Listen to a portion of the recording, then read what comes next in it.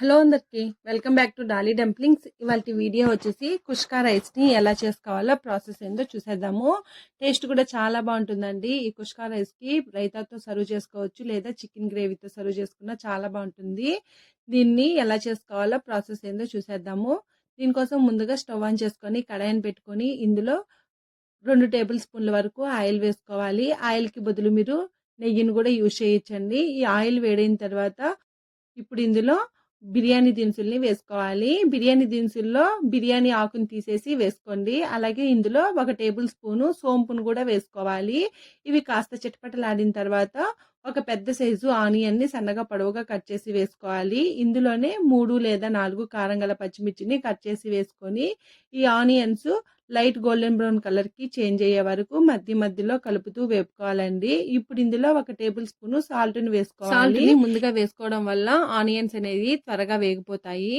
చూడండి, మంటని medium flame లోనే ఉంచి ఆనియన్స్ ని వేపుకోవాలి. ఆనియన్స్ ఈ విధంగా కలర్ చేంజ్ అయిన తర్వాత ఇప్పుడు ఇందులో ఫ్రెష్ గా దంచుకున్న 1 టేబుల్ స్పూన్ అల్లం వెల్లుల్లి పేస్ట్ ని వేసుకొని అల్లం వెల్లుల్లి పేస్ట్ లో నుంచి పచ్చివాసన పోయి లైట్ గా కలర్ చేంజ్ అయ్యే వరకు మధ్యలో కలుపుతూ మంటని మీడియం ఫ్లేమ్ లో ఉంచే వేపుకోవాలండి. మీరు మంటని హై ఫ్లేమ్ లో పెట్టి వేపుకున్నారంటే మసాలా మాడిపోయే ఛాన్సెస్ ఉంటుంది. ఇలా వేపుకున్న తర్వాత ఇప్పుడు ఇందులో 1/2 టేబుల్ స్పూన్ పసుపు వేసుకొని ఒకసారి బాగా కలుపుకోవాలి.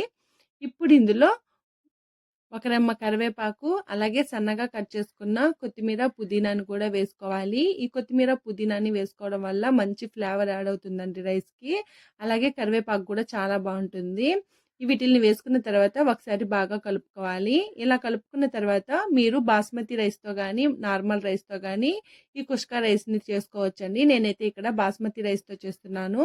అంటే 2 గ్లాసులు బాస్మతి రైస్కి 3 మీడియం సైజ్ టమోటాలు అయితే సరిపోతుందండి. మీరు 1.5 గ్లాస్ బాస్మతి రైస్ని తీసుకుంటే 2 మీడియం సైజ్ టమోటాలు వేసుకుంటే సరిపోతుంది. టమాటాలు ఎక్కువ వేసుకోవడం వల్ల రైస్ అనేది పుల్లగా అయిపోయే ఛాన్సెస్ ఉంటుంది. దానికోసమే 3 మీడియం సైజ్ టమోటాలు అయితే సరిపోతాయండి.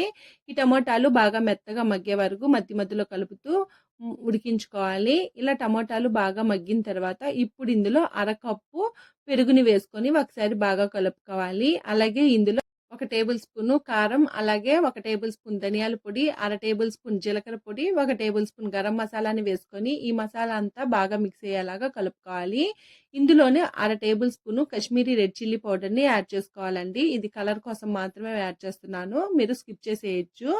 ఇప్పుడు ఈ మసాలాలంతా బాగా మిక్స్ చేసుకొని ఒక 2 నిమిషాల పాటు వేపుకోవాలి. ఆయిల్ సపరేట్ అయ్యే వరకు మధ్యలో కలుపుతూ వేపుకోవాలండి. చూడండి, ఇక్కడ ఆయిల్ సపరేట్ అయిపోయింది కదా. ఇప్పుడు ఇందులో 2 గ్లాసుల బియ్యానికి 3 గ్లాసులు వాటర్ని యాడ్ చేసుకోవాలి. అంటే 1 గ్లాసు బియ్యానికి 1.5 గ్లాసు వాటర్ని యాడ్ చేసుకోవాలి. ఇది బాస్మతి రైస్కి అయితేనేనండి. మీరు నార్మల్ రైస్ తీసుకున్నట్లయితేను 2 గ్లాసులకి 2 గ్లాసులు వాటర్ని యాడ్ చేసుకోవాలి. ఇప్పుడు ఇదంతా బాగా మిక్స్ చేసుకొని సాల్ట్ని అడ్జస్ట్ చేసుకోవాలి. అలాగే ఈ వాటర్ కాస్త మరిగిన తర్వాత మనం ముందుగా నానబెట్టుకున్న బాస్మతి రైస్ని యాడ్ చేసుకోవాలి. నేను ఇక్కడ ఒక అరగంట ముందు నానబెట్టుకున్నానండి. మీరు బాస్మతి రైస్ని కనీసం ఒక హాఫ్ అన్ అవర్ పాటు నానబెట్టుకోవాలి. అలా అయితేనే రైస్ అనేది చక్కగా ఉడుకుతుంది. అలాగే బాస్మతి రైస్ పొడవుగా కూడా ఉడుకుతుందండి. ఇప్పుడు మూత పెట్టుకొని మంటని హై ఫ్లేమ్లో ఉంచి ఒక 10 నిమిషాలు ఉడికించుకోవాలి.